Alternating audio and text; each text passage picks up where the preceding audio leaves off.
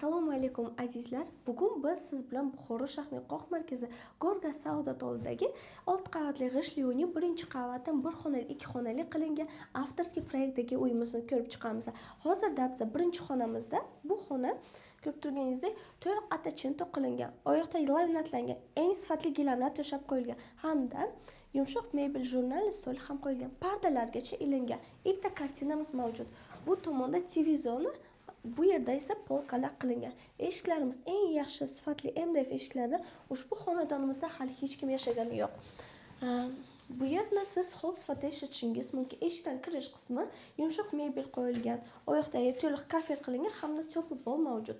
Bu tomonda dekoratsiya ishlari olib borilgan, TV zona qilishingiz mumkin. To'g'rimizda oshxonamiz.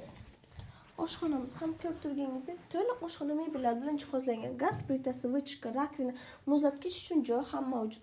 Bu tomonda o'tirib ovqatlanish uchun joy ham bor. Endilikda sanuzul xonamizni ko'rib o'tamiz.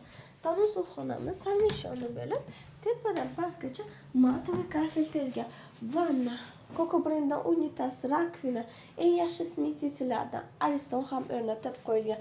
Ushbu xonadonimiz bir xonali, ikki xonali qilingan avtorskiy proyektda bo'lib 42900 ga baholanyapti.